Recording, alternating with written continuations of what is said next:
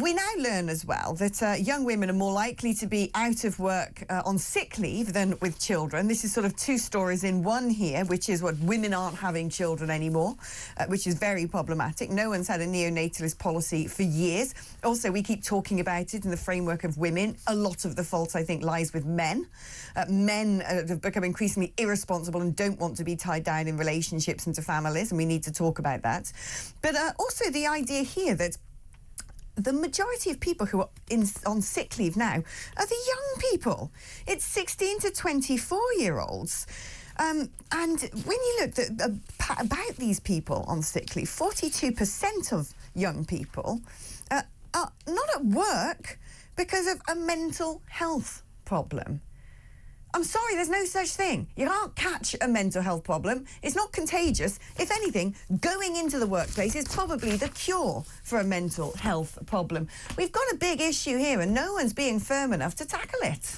Well, and this is a huge thing. Look, we all know people that struggle with the challenges and the difficulties that come with ordinary and normal life. The best antidote to those challenges are the following: routine, socialisation, having a purpose in life, going out and doing something constructive, having something to build towards. All of those things are inexorably better delivered in the workplace than they are on benefits, right? But we have deluded ourselves into believing that it is somehow compassionate that when a young person, and it's particularly egregious with young people, comes into a doctor's office or comes into a welfare office and presents themselves and says, I have depression. We've deluded ourselves to think it's compassionate to say, here's a cheque of taxpayers' money, just come in every week and collect it, rather than turning around to that young person and saying, do you know what you need? You need to get a new job. Get a grip, roll your sleeves up, see some get friends. out and work, go see your friends, earn some money.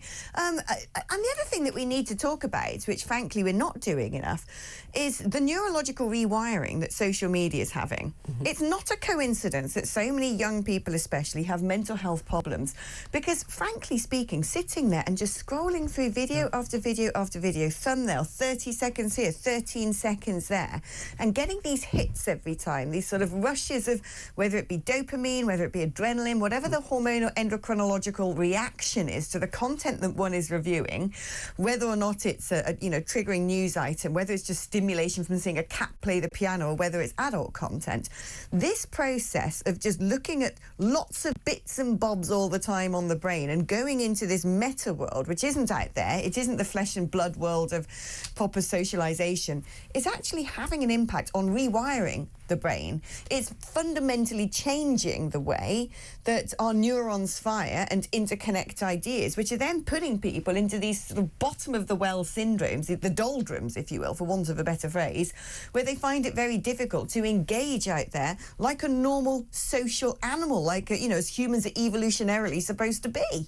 Yeah, and Jonathan Haidt has written a lot about this. Oh, he's great, that's the psychologist. But what he's pointed out is that this generation is getting more and more anxious. But again, it kind of comes back to schools. I mean, we know that the most successful schools ban phones altogether from being present on campuses. But actually, what you're seeing in lots of progressive schools, no doubt the kind of schools that Labour's woke new curriculum SAR will admire the most, what they're doing is they're bringing devices into the classrooms. So even within class, kids are sitting there on their iPads, they learn everything.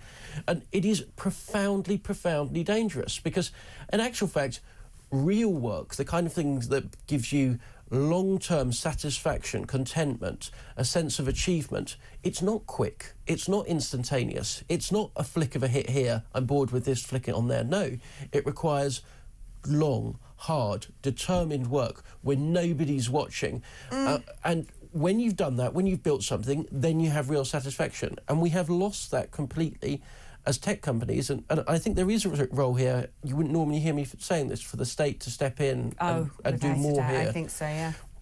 Tech companies have hacked, particularly the adolescent mind, and we need to step in and make sure that kids are spending no more than an hour a day on a screen. Oh, they have these devices. You've had 6 hours of screen time today. You know, these sort of things that will alert you to your screen time. What we need to do is grab kids by the scruff of their neck, drag them out into the countryside, put their phones in a bottom of a, bucket and say, you're spending 8 hours, no phones, no anything, build a campfire, talk to each other, problem solve, have some fun, laugh, scuff your knees and grow up.